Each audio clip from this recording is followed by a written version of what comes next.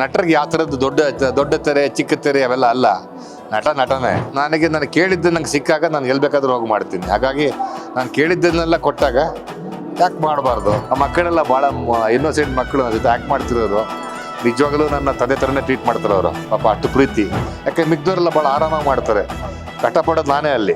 3 ವರ್ಷಕ್ಕೊಂದು ಸಿನಿಮಾ ಬರೋದು, 3 ವರ್ಷಕ್ಕೆ ಒಂದು ಒಳ್ಳೆ ಸಿನಿಮಾ ಬರ್ತಾ ಇದೆ. ಕರ್ನಾಟಕ ವಿಷ್ಣು ಸರ್ಗೆ ಒಂದು ಕರ್ನಾಟಕ ರತ್ನ ಕೊಡಿ, ಪದ್ಮಭೂಷಣ ಕೊಡಿ, ಅವರಿಗೆ ಪಾಸ್ಟುಮಸ್ ಆಗಿ ಆ ಗೌರವ ಕೊಡಿ ಅಂತ ನಾವು ಕೇಳ್ತಾ ಇದ್ದೀವಿ. ಯಾಕೆ ಇವತ್ತು ನಮ್ಮ ಕನ್ನಡ ಚಿತ್ರರಂಗ ಯಾರಿಗೂ ಕಡಿಮೆ ಇಲ್ಲ. ಅವ್ರಿಗೆಲ್ಲ ನೋವಾಗಿದ್ದಕ್ಕೆ ವಿಜಯ್ ಅವರು ಆ ಥರ ಎಕ್ಸ್ಪ್ರೆಸ್ ಮಾಡಿದ್ದಾರೆ. ಈ ಥರ ಮುಂದುವರೆದ್ರೆ ನಾವು ಮುಂದುವರ್ಷ ಬರೋದಿಲ್ಲ ಅಂತ ಕರೆಕ್ಟಾಗಿ ಹೇಳಿದ್ದಾರೆ. ಹಾಯ್ ಹಲೋ ನಮಸ್ಕಾರ, ನೀವು ನೋಡ್ತಾ ಇದ್ರ ಸ್ಪೀಡ್ ನ್ಯೂಸ್ ಕನ್ನಡ. ನಾನು ಐಶ್ವರ್ಯಗೌಡ. ಇವರೊಬ್ರು ಅಪರೂಪದ ಕಲಾವಿದರು. ಈ ಹಿಂದೆ ಎಲ್ಲ ಇವ್ರನ್ನ ಪೊಲೀಸ್ ಇನ್ಸ್ಪೆಕ್ಟರ್ ಕ್ಯಾರೆಕ್ಟರ್ ಅಲ್ಲಿ ಆಗಿರ್ಬೋದು, ಖಳನಾಯಕನ ಪಾತ್ರದಲ್ಲಿ ನೋಡ್ತಾ ಇತ್ತು.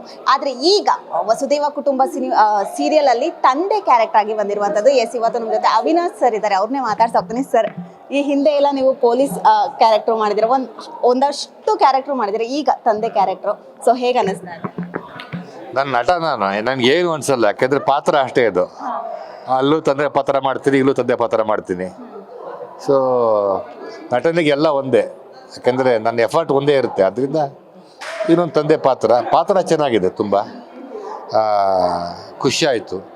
ಹಾಗಾಗಿ ಮಾಡ್ತಾಯಿದ್ದೀನಿ. 25 ವರ್ಷದ ಹಿಂದೆ ಸೀರಿಯಲ್ ಮಾಡಿದ್ರಿ, ಈಗ ಮತ್ತೆ ಸೀರಿಯಲ್ ಈಗ ಮತ್ತೆ ಸೀರಿಯಲ್ ಕಡೆ ಬಂದಿರುವಂಥದ್ದು. ಸೀರಿಯಲ್ಗೆ ಇರೋದು ಬರೋದ ನನಗೆ ಪಾತ್ರ ಚೆನ್ನಾಗಿದ್ದರೆ ಮಾಡ್ತೀನಿ. ನನಗೆ ಸಿನಿಮಾ ಸೀರಿಯಲ್ ಅಂತಂದರೆ ನಟರಿಗೆ ಯಾವ ಥರದ್ದು ದೊಡ್ಡ ತೆರೆ ಚಿಕ್ಕ ತೆರೆ ಅವೆಲ್ಲ ಅಲ್ಲ. ನಟನೆ.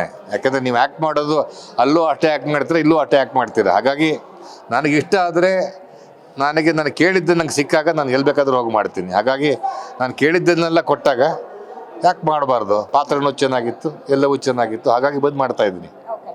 ಸೀರಿಯಲ್ ಇಂದ ಸಿನಿಮಾ ಕಡೆ ಬಂದಿದ್ದು ನಾವು ನೋಡಿರ್ತೀವಿ. ಆದ್ರೆ ಒಂದಷ್ಟು ಜನ ಸಿನಿಮಾ ಕಡೆಯಿಂದ ಸೀರಿಯಲ್ಗೆ ಬಂದ್ರೆ ಒಂದಷ್ಟು ಜನ ಮಾತಾಡ್ತಾರೆ, ಎಲ್ಲೋ ಅವಕಾಶಗಳು ಕಮ್ಮಿ ಆಗಿದೆ ಅನ್ನುವಂಥದ್ದು ಕೂಡ ಮಾತಾಡಿದ್ರೆ ನೀವು ಕೇಳಿರ್ಬೋದು. ಸೊ ಅದಕ್ಕೆ ಹಾಗೇನೂ ಇಲ್ಲ. ನಾನು ಮಾಡ್ತಾನೇ ಇದ್ದೀನಿ ಸಿನಿಮಾಗಳನ್ನು. ಈ ಸೀರಿಯಲ್ ಒಪ್ಕೊಳ್ಳೋದಕ್ಕೆ ನಾನು ಹೇಳಿದ್ನಲ್ಲ, ನನ್ನ ಡಿಮಾಂಡ್ಸ್ಗಳನ್ನು ಮೀಟ್ ಮಾಡಿದಾಗ ನನಗೆ ಇಲ್ಲ ಅನ್ನೋದಕ್ಕೆ ನನ್ನ ಕಾರಣ ಸಿಕ್ಕಲಿಲ್ಲ ಹೊರತು ಬೇರೆ ನಾನು ಆ ಥರ ವರ್ಷಾನುಗಟ್ಟಲೆ ಬರೋ ಪಾತ್ರಗಳನ್ನು ನಾನು ಮಾಡೋಕ್ಕಾಗಲ್ಲ.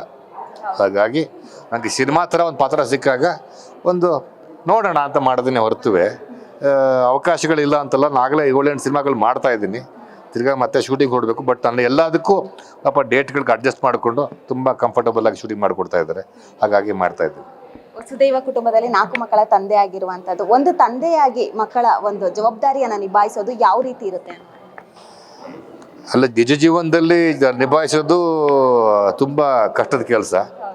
ಸಿನಿಮಾದಲ್ಲಿ ಶೂಟಿಂಗಲ್ಲಿ ತುಂಬ ಚೆನ್ನಾಗಿದೆ ನಿಭಾಯಿಸೋದು. ಯಾಕೆಂದರೆ ಎಲ್ಲರೂ ಪಾತ್ರಧಾರಿಗಳಾದ್ರಿಂದ ಎಲ್ಲವೂ ಭಾಳ ಕಂಫರ್ಟಬಲ್ ಆಗಿರುತ್ತೆ.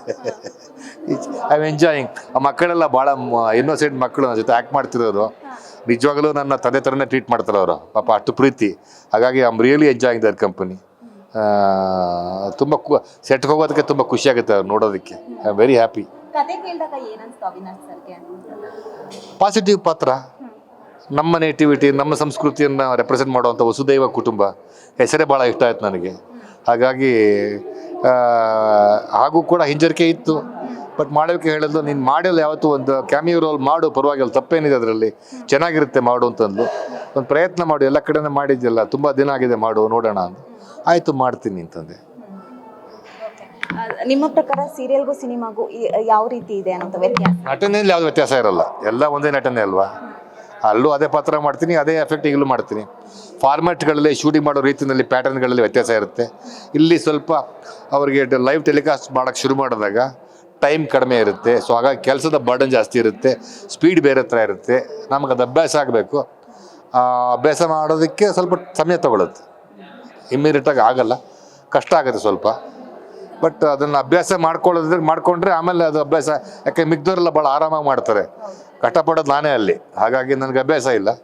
ಅಭ್ಯಾಸ ಮಾಡ್ಕೊಳ್ಳೋ ಟೈಮ್ ಇದೆಯಲ್ಲೋ ಗೊತ್ತಿಲ್ಲ ನನಗೆ. ಯಾಕಂದರೆ ಮತ್ತೆ ನಾನು ಬೇರೆ ಕಡೆ ಹೊರಟೋಗ್ತೀನಿ. ಹಾಗಾಗಿ ಬಟ್ ಎಲ್ಲ ಬಿಟ್ಟು ನಾನು I am really enjoying the whole process. ಒಬ್ಬ ಬ್ಯುಸಿಯೆಸ್ಟ್ ನಟ ಹೇಗೆ ಎಲ್ಲದಕ್ಕೂ ಟೈಮ್ ಕೊಡಕ್ಕೆ ಸಾಧ್ಯ ಆಗ್ತಾ ಇದೆ? ಟೈಮ್ ಕೊಡೋದಕ್ಕಲ್ಲ. ಈಗ ನಾನು ಸಿನಿಮಾ ಕೊಟ್ಟಾಗ ಡೇಟ್ ಕೊಟ್ಟಾಗ ಅವ್ರು ಅದಕ್ಕೆ ಒಪ್ಕೊಂಡಾಗ ನನಗೇನು ಪ್ರಾಬ್ಲಮ್ ಆಗುತ್ತೆ. ಈಗ ಬೇರೆ ಸಿನಿಮಾಗಳಿಗೆ ಡೇಟ್ ಕೊಡ್ತೀನಲ್ವಾ, ಹಾಗೆ ಇದಕ್ಕೂ ಕೊಟ್ಟಾಗ ಅದ್ರಲ್ಲಿ ಮಾಡಿಕೊಂಡ್ರೆ ನನಗೇನು ತೊಂದರೆನೇ ಆಗಲ್ವಲ್ಲ ಅಲ್ವಾ, ಅಷ್ಟೇ. ನೀವೀಗ ನೋಡಿರ್ಬೋದು, ಈಗ ಸೀರಿಯಲ್ ಅಂತ ಬಂದಾಗ ಸೀರಿಯಲ್ ಅಂದರೆ ಜನಪ್ರಿಯತೆ ದಿನದಿಂದ ದಿನಕ್ಕೆ ಗಮನಿಸ್ತಾ ಇರ್ತಾರೆ, ಓ ಇಲ್ಲಿದ್ದಾರೆ ಅನ್ನುವಂಥದ್ದು. ಆದರೆ ಈಗ ಸಿನಿಮಾ ಬರ್ತಾ ಇರುವಂಥದ್ದು, ಈ ಹಿಂದೆ ನೀವೆಲ್ಲ ಸಿನಿಮಾ ಮಾಡಿದಾಗ ತಿಂಗಳಿಗೆ 6 ತಿಂಗಳಿಗೆ ಒಂದ್ಸರಿ ಆಗಿರ್ಬೋದು, ವರ್ಷಕ್ಕೆ 2 ಸಿನಿಮಾಗಳು ಬರ್ತಾ ಇತ್ತು. ಆದರೆ ಈಗ 3 ವರ್ಷಕ್ಕೆ 1 ಸಿನಿಮಾಗಳು ಬರ್ತಿದೆ. ಎಲ್ಲೋ ಒಂದು ಕಡೆ ಸೀರಿಯಲ್ ಬೆಸ್ಟಾ, ಜನರಿಗೆ ಪರಿಚಯ ಆಗಿರುತ್ತೆ ಅನ್ನುವಂಥದ್ದು ದಿನಾನು ಬರ್ತಾ ಇರೋದ್ರಿಂದ? C TV is a very powerful media and serials are very popular. ಯಾಕೆಂದರೆ ಜನ ಕೂತ್ಕೊಂಡು ಮನೇಲಿ ನೋಡ್ತಾರೆ. ಯಾಕಂದರೆ ಫ್ಯಾಮಿಲಿಗಳು ನೋಡೋವಂಥ ಇದು. ಈಗ ಈ ಸಿನಿಮಾಗಳಿಗೆ ಆಡಿಯನ್ಸ್ ಬರೋದು ಕಡಿಮೆ ಆಗಿದೆ ಅಂತಂದರೆ ಫ್ಯಾಮಿಲಿಗಳು ಬರೋದು ಸ್ವಲ್ಪ ಕಷ್ಟ. ಯಾಕೆಂದರೆ ಈಗ ದುಡ್ಡಿನ ಖರ್ಚು ಜಾಸ್ತಿ. ಒಂದು ಫ್ಯಾಮಿಲಿ ಸಿನಿಮಾಗೆ ಹೋಗಬೇಕು ಅಂತಂದರೆ 2,000 ಖರ್ಚಾಗುತ್ತೆ, 2,000 3,000 ಖರ್ಚಾಗುತ್ತೆ. ಹಾಗಾಗಿ ಒಂದು TV ಭಾಳ ಪಾಪ್ಯುಲರ್ ಆಗಿಬಿಟ್ಟಿದೆ. ಒಂದು OTT ಪ್ಲ್ಯಾಟ್ಫಾರ್ಮ್ಸ್ಗಳಿದೆ, ನಿಮಗೆ ನೆಟ್ಫ್ಲಿಕ್ಸ್ ಇದೆ, ಅಮೆಝಾನ್ ಇದೆ, ಈ ಥರ ಸೀರಿಯಲ್ ಚಾನಲ್ಗಳಿದೆ, ಸುವರ್ಣ ಆಗಿರ್ಬೋದು, ಕಲರ್ಸ್ ಆಗಿರ್ಬೋದು, ಈ ಥರ ಚಾನಲ್ಗಳಲ್ಲಿ ರೆಗ್ಯುಲರ್ ಸೀರಿಯಲ್ಸ್ ಬರುತ್ತೆ. ಹಾಗಾಗಿ ಜನ ತುಂಬ ಹೋಗಲೇಬೇಕು ಅನ್ನೋ ಸಿನಿಮಾಗೆ ಹೋಗ್ತಾರೆ ಹೊರತುವೆ ಅದರ್ವೈಸ್ ದೇ ಎಂಜಾಯ್ ಮನೆಯಲ್ಲೇ ಕೂತ್ಕೊಂಡು ವಾಚ್ ಮಾಡೋಕ್ಕೆ ಕಂಫರ್ಟಬಲ್ ಆಗಿರುತ್ತೆ. ಸೊ ಹಾಗಾಗಿ serials have always been popular. But cinema is longevity. ಸೀರಿಯಲಲ್ಲಿ ನೀವು ಆ್ಯಕ್ಟ್ ಮಾಡೋ ಅಷ್ಟು ದಿನ ನೀವು ಪಾಪ್ಯುಲರ್ ಆಗಿರ್ತೀರ. ನೆಕ್ಸ್ಟ್ ಇನ್ನೊಂದು ಸರಿ ಬಂದಾಗ ನೀವು ಮರ್ತು ಹೋಗಿರ್ತೀರ. ಸಿನಿಮಾದಲ್ಲಿ ನಾವು ಮತ್ತೆ ನಮ್ಮ ನೋಡ್ತಾನೆ ಇರ್ತಾರೆ. ರಾಜ್ಕುಮಾರ್ ಸಿನಿಮಾ ಅದು ಮಾಡಿ ಮತ್ತೆ ಬೇಡ್ರ ಕಣ್ಣಪ್ಪ ಇನ್ನೂ ಟೆಲಿಕಾಸ್ಟ್ ಮಾಡ್ತಾರೆ ಅದನ್ನು. ಸೊ ಹಾಗಾಗಿ longevity of cinema is different ಅಷ್ಟೇ. ನೀವು ಹಿಂದೆಯಿಂದ ನಟನೆ ಮಾಡ್ತಾ ಇರೋದ್ರಿಂದ ನಾನು ಈ ಕ್ವಶನ್ ಕೇಳ್ತೀನಿ. ನೀವಿದ್ದಾಗ 1300 ಥಿಯೇಟ್ರುಗಳಿತ್ತು, ಬಟ್ ಆದರೆ ಈಗ 600 ಥಿಯೇಟ್ರುಗಳಾಗಿದೆ. ಅದೇ ಈ ಹಿಂದೆ ನಾನು ಕೇಳ್ದಂಗೆ ವರ್ಷಕ್ಕೆ 2 ಸಿನಿಮಾ ಬರ್ತಾ ಇತ್ತು, ಬಟ್ ಆದರೆ 3 ವರ್ಷಕ್ಕೆ 1 ಸಿನಿಮಾ ಬರ್ತಾ ಇದೆ. ಯಾಕೆ ಇರ್ಬೋದು ಅನ್ನುವಂಥದ್ದು? ಸಿನಿಮಾ 3 ವರ್ಷಕ್ಕೆ ಒಂದು ಬರ್ತಾ ಇದೆ ಅಂತಲ್ಲ, ಸಿನಿಮಾ 3 ವರ್ಷಕ್ಕೆ ಒಂದು ಬರ್ತಾ ಇದೆ. ಸಿನಿಮಾಗಳು ಭಾಳ ಬರ್ತಾ ಇದೆ, ಮಧ್ಯದಲ್ಲಿ ಯಾರಿಗೂ ಗೊತ್ತಾಗ್ತಿಲ್ಲ ಅಷ್ಟೇ. ಹಾಗಾಗಿ ನಮ್ಮ ಸಿನಿಮಾ ಕ್ವಾಲಿಟಿ ಸಫರ್ ಮಾಡ್ತಾ ಇದೆ ಅಂತ ಹೇಳಬೇಕು. 3 ವರ್ಷಕ್ಕೆ ಒಂದು ಸಿನಿಮಾ ಬರೋದು, 3 ವರ್ಷಕ್ಕೆ ಒಂದು ಒಳ್ಳೆ ಸಿನಿಮಾ ಬರ್ತಾ ಇದೆ. ಸಿನಿಮಾ ಬರ್ತಾ ಇಲ್ಲ ಅಲ್ಲ, 3 ವರ್ಷಕ್ಕೆ 2 ವರ್ಷಕ್ಕೊಂದು ಒಳ್ಳೆ ಸಿನಿಮಾ ಬಂದಾಗ ಆ ಸಿನಿಮಾ ಹಿಟ್ ಆದಾಗ ನಮಗೆ ಎಚ್ಚರಿಕೆ ಆಗುತ್ತೆ, ಓ ಸಿನಿಮಾ ಬಂತು ಅಂತ. ಇದ್ರ ಮಧ್ಯದಲ್ಲಿ 100 ಸಿನಿಮಾಗಳು ಬಂದು ಹೋಗಿರುತ್ತೆ, ಯಾವುದು ಗೊತ್ತಿರಲ್ಲ, ಬಂದಿದ್ದು ಗೊತ್ತಿರಲ್ಲ, ಹೋಗಿದ್ದು ಗೊತ್ತಿರಲ್ಲ. ಅಂದರೆ ನಾವು ಚೆನ್ನಾಗಿ ಸಿನಿಮಾ ಮಾಡಿದ್ರೆ ಓಡುತ್ತೆ. ನೀವು ಜನಗಳನ್ನು ಸೆಳೆಯುವಂಥ ಸಿನಿಮಾಗಳನ್ನು ಮಾಡಿ ಜನ ನೋಡ್ತಾರೆ. ಆ ಬಂದು ಹೋಗೋ ಸಿನಿಮಾಗಳನ್ನು ಮಾಡಿದ್ರೆ ಯಾರು ನೋಡಲ್ಲ. ಯಾಕೆಂದರೆ ಈಗ ಇವತ್ತಿನ ಟಿಕೆಟ್ ದರಗಳು, ಮುಂಚೆ ಜನಗಳಿಗೆ ಸಿನಿಮಾ ಮಾಧ್ಯಮ ಬಿಟ್ಟರೆ ಬೇರೆ ಯಾವುದೂ ಇರಲಿಲ್ಲ ನೋಡೋದಕ್ಕೆ. ಚಾನಲ್ಗಳಿರಲಿಲ್ಲ, ಸೀರಿಯಲ್ಗಳು DD ಬಿಟ್ಟರೆ ಬೇರೆ ಯಾವುದೂ ಇರಲಿಲ್ಲ. ಥಿಯೇಟ್ರ್ ಈ ಥರ ನಿಮ್ಗೆ ನೆಟ್ಫ್ಲಿಕ್ಸು, ಅಮೆಝಾನು, ಇನ್ಯಾವುದು ಆ್ಯಪಲ್ಲು, ಒಂದು ಲಕ್ಷ ಇದೆಯಲ್ಲ ಈಗ, ಅದು ಯಾವುದೂ ಇರಲಿಲ್ಲ ಅವಾಗ. ಎಂಟರ್ಟೈನ್ಮೆಂಟ್ ಅಂದರೆ ಸಿನಿಮಾ ಚೆನ್ನಾಗಿರಲಿ ಚೆನ್ನಾಗಿಲ್ಲದೆ ಇರಲಿ ಥಿಯೇಟ್ರ್ ಹೋಗಿ ನೋಡೋರು, ಆವಾಗ ಸಿನಿಮಾಗಳು ಓಡೋದು.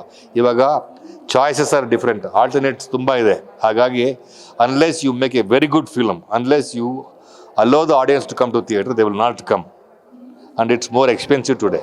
ಹಾಗಾಗಿ ನೀವು ಒಳ್ಳೆ ಸಿನಿಮಾ ಮಾಡಿದ್ರೆ ನೋಡ್ತಾರೆ.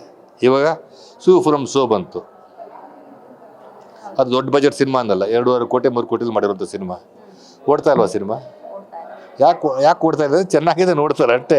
ಚೆನ್ನಾಗಿ ಮಾಡಿ ಬರ್ತಾರೆ ಜನ.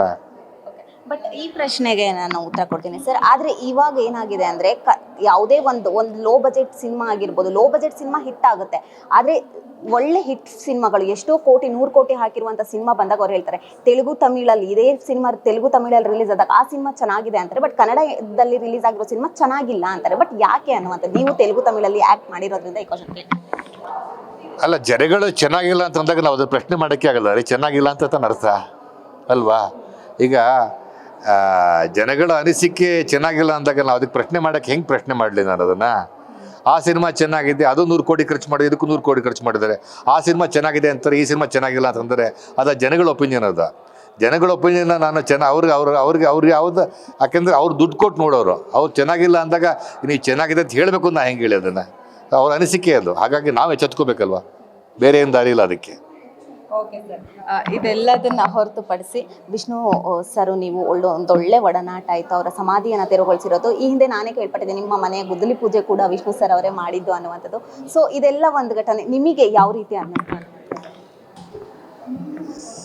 ಏನದು ಈ ಸ್ಮಾರಕ ಮೈಸೂರಿನಲ್ಲಾಗಿದೆ ಅಲ್ವಾ? ಮೈಸೂರಿನಲ್ಲಿ ಸ್ಮಾರಕ ಇದೆ. ವಿಷ್ಣು ಅವ್ರನ್ನ ನಾವು ಕೊನೆ ಸರಿ ನೋಡಿದ್ದು ಅಭಿಮಾನ್ ಸ್ಟುಡಿಯೋದಲ್ಲಿ ಅವರ ಅಂತ್ಯ ಸಂಸ್ಕಾರ ಆದಾಗ. ಸೊ ಅಭಿಮಾನಿಗಳಿಗೆ ಅಲ್ಲಿ ಒಂದು ಸ್ಮಾರಕ ಕಟ್ಟಬೇಕು ಅಂತ ಅನಿಸುತ್ತೆ. ಆದರೆ ಅದಕ್ಕೆ ಕಾನೂನು ಸಮಸ್ಯೆಗಳಿದೆ. ಹಾಗಾಗಿ ನಾವು ಅದನ್ನು ಸರ್ಕಾರ ನಿರ್ಧಾರ ತೊಗೋಬೇಕೆ ಹೊರತು ನಾವೇನು ಮಾಡೋಕ್ಕಾಗಲ್ಲ, ಆಯ್ತಲ್ಲ. ಸೊ ಎಲ್ಲರಿಗಿಂತ ಹೆಚ್ಚು ಹತ್ತಿರವಾಗಿದ್ದವರು ಅವರ ಪತ್ನಿ ಭಾರತಿ ಮೇಡಮ್ ಅವರು. ಸೊ ಅವ್ರಿಗೆ ಚೆನ್ನಾಗಿ ಗೊತ್ತಿರುತ್ತೆ ವಿಷ್ಣು ಅವ್ರ ಆಸೆಗಳೇನಿತ್ತು ಅಂತ, ಅದನ್ನು ನೆರವೇರಿಸ್ತಾ ಇದ್ದಾರೆ ಅವರು. ಸೊ ನಮಗೆ ಅಲ್ಲಿ ಇರಬೇಕು ಅಂತ ಆಸೆ ಇದೆ ನಮಗೆಲ್ಲ, ಅಲ್ಲೊಂದು ಸ್ಮಾರಕ ಕಟ್ಟಬೇಕು ಅಂತ. ಅವ್ರನ್ನ ಕಡೆ ಸಾರಿ ಅವ್ರ ಮುಖವನ್ನು ನೋಡಿದ್ದು, ನಾವು ಕೂಡ ಅಲ್ಲೇ ನೋಡಿದ್ದು ಅವ್ರನ್ನ ಕಡೆ ಸಾರಿ. ಬಟ್ ಅದಕ್ಕೆ ಸರ್ಕಾರ ನಿರ್ಧಾರ ಮಾಡಬೇಕು, ಅದು ಯಾರೋ ಬೇರೆಯವ್ರಿಗೆ ಸೇರಿದ ಜಾಗ, ಅದು ಕಾನೂನಿನ ಅಡ್ಡಿಗಳಿವೆ, ಅದಕ್ಕೆಲ್ಲ ಬಗೆಹರಿಸ್ಕೊಂಡು ಮಾಡೋದು ಗೊತ್ತಿಲ್ಲ ನನಗೆ. ಬಟ್ ನಾವು ಜೊತೆಗೆ ನಾವೆಲ್ಲ ಕೇಳ್ತಿರೋದು ವಿಷ್ಣು ಸರ್ಗೆ ಒಂದು ಕರ್ನಾಟಕ ರತ್ನ ಕೊಡಿ, ಪದ್ಮಭೂಷಣ ಕೊಡಿ, ಅವ್ರಿಗೆ ಪಾಸ್ತುಮಸ್ ಆಗಿ ಆ ಗೌರವ ಕೊಡಿ ಅಂತ ನಾವು ಕೇಳ್ತಾ ಇದ್ದೀವಿ. ಅದು ಕೊಟ್ಟರೆ ಸಾಕು ನಮಗೆ, ಯಾಕೆಂದರೆ ನೆನಪು ಮನಸ್ಸಲ್ಲಿರುತ್ತೆ, ಜಾಗದ ಮೇಲಲ್ಲ. ಬಟ್ ಇದನ್ನ ಕೇಳ್ಬೇಕಾ ಅನ್ನುವಂಥದ್ದು ಸರ್, ಒಂದಷ್ಟು ಜನ ಹೇಳ್ತಾರೆ ಇವಾಗ ಅವರೇ ಕೊಡಬೇಕು ನೋಡಿ ಅನ್ನುವಂಥದ್ದು ಕೂಡ ಹೇಳ್ತಾ ಇದ್ದಾರೆ. ಕೊಡಬೇಕು, ಕೊಡದೇ ಇದ್ದಾಗ ಏನು ಮಾಡ್ತೀರಾ? ಕೇಳಬಾರ್ದು, ನಾವು ಕೊಡಬೇಕು. ಕೊಡದೇ ಇದ್ದಾಗ ಏನು ಮಾಡ್ತೀರಾ? ಕೊಡದೇ ಇದ್ದ ಏನು ಮಾಡ್ತೀರಾ ಹೇಳಿ? ಕೇಳಬೇಕಲ್ವ? ಅಥವಾ ಸರ್ಕಾರಕ್ಕೆ ಅದ್ರ ಕಡೆ ಗಮನ ಹರಿಸಿಲ್ಲ ಅಂದಾಗೆ ಗಮನ ಹರಿಸೋ ರೀತಿ ನಾವು ಮಾಡಬೇಕಲ್ವ? ಮಾಡಲೇಬೇಕು ನಾವು. ಅದು ನಾವು ಕಲಾವಿದರಾಗಿ, ಅವರ ಅಭಿಮಾನಿಗಳಾಗಿ ನಾವು ಮಾಡಬೇಕು, ಮಾಡ್ತೀವಿ ಅದನ್ನು ಅಷ್ಟೇ. ಕೊನೆಯದಾಗಿ ಸೈಮಾವಡ್, ನೀವು ಕೂಡ ಪಡ್ಕೊಂಡಿದ್ದೀರಾ. ಸೊ ಎಲ್ಲೋ ಒಂದು ಕಡೆ ಕನ್ನಡಿಗರಿಗೆ ಅವಮಾನ ಮಾಡುವಂಥ ರೀತಿ ಆಗ್ತಾ ಇದೆಯಾ ಅನ್ನುವಂಥದ್ದು? ಅಂದರೆ ದುನಿಯಾ ವಿಜಯವ್ರು ಹೇಳಿರೋ ಮಾತು ಕೇಳಿದ್ರೆ ಅವಮಾನ ಆಗಿರ್ಬೇಕಲ್ವಾ? ಅವಮಾನ ಆಗಿಲ್ದಿದ್ರೆ ಯಾಕೆ ಮಾತಾಡ್ತಾರೆ ಹಾಗೆ? ಹಾಗಾಗಿ ಅಲ್ಲೆಲ್ಲ ಅವಮಾನ ಆಗಿದೆ ಅವರಿಗೆ, ಅದಕ್ಕಾಗಿ ಅಷ್ಟು ಆಕ್ರೋಶ ವ್ಯಕ್ತಪಡಿಸಿದ್ದಾರೆ. ಹಾಗೆ ಮಾಡಿದ್ದಾರೆ ಅಂದರೆ ನಾನು I completely support him, is right. ಯಾಕೆ ಇವತ್ತು ನಮ್ಮ ಕನ್ನಡ ಚಿತ್ರರಂಗ ಯಾರಿಗೂ ಕಡಿಮೆ ಇಲ್ಲ. ಹಾಗಾಗಿ ಅವ್ರಿಗೆಲ್ಲ ನೋವಾಗಿದ್ದಕ್ಕೆ ವಿಜಯ್ ಅವರು ಆ ಥರ ಎಕ್ಸ್ಪ್ರೆಸ್ ಮಾಡಿದ್ದಾರೆ. ಹಾಗಾಗಿ ಅವರು ನೋವು ಆಗಿದ್ದರೆ ಯಾಕೆ ಹೋಗ್ಬೇಕು ನಾವು ಅಲ್ಲಿಗೆ? ಅದನ್ನು ಹೇಳಿದ್ದಾರೆ ಅವರು. ಈ ಥರ ಮುಂದುವರೆದ್ರೆ ನಾವು ಮುಂದುವರ್ಷ ಬರೋದಿಲ್ಲ ಅಂತ ಕರೆಕ್ಟಾಗಿ ಹೇಳಿದ್ದಾರೆ. ನಮ್ಗೆ ಕಂಪ್ಲೀಟ್ಲಿ ಎಂಡೋರ್ಸಿಂಗ್, ತಪ್ಪೇ ಇಲ್ಲ ಅವ್ರು ಹೇಳಿದ್ದಲ್ಲಿ. ನಾವು ಯಾಕೆ ಬೇರೆಯವ್ರಿಗಿಂತ ಕೀಳರ ಮೇಲೆ ಅನ್ಸ್ಕೋಬೇಕು? ಅಲ್ಲ, ಬೇಕಾಗಿಲ್ಲ ನಮಗೆ. ಓಕೆ ಸರ್, ಕೊನೆಯದಾಗಿ ವೀಕ್ಷಕರಿಗೆ ಏನು ಹೇಳ್ತೀರಾ ವಸುದೇವ ಕುಟುಂಬದ ಬಗ್ಗೆ? ನೋಡಿ, ಸೀರಿಯಲ್ ನೋಡಿ ಖುಷಿ ಪಡಿ. ನೀವು ನೋಡಿದ್ರೆ ನಮ್ಮ ಸೀರಿಯಲ್ಲು ಚೆನ್ನಾಗಿ ಓಡುತ್ತೆ. ಹಾಗಾಗಿ ನೋಡಿ ಅಂತ ಕೇಳ್ಕೊಳ್ತೀನಿ. Thank you so much sir, thank you. Yes, ಇದಿಷ್ಟು ಅವಿನಾಶ್ ಅವರ ಮಾತಾಗಿತ್ತು. ಕ್ಯಾಮ್ರಾ ಪರ್ಸನ್ ಪ್ರತಾಪ್ ಜೊತೆ ಐಶ್ವರ್ಯ ಗೌಡ, ಸ್ಪೀಡ್ ನ್ಯೂಸ್ ಕನ್ನಡ, ಬೆಂಗಳೂರು.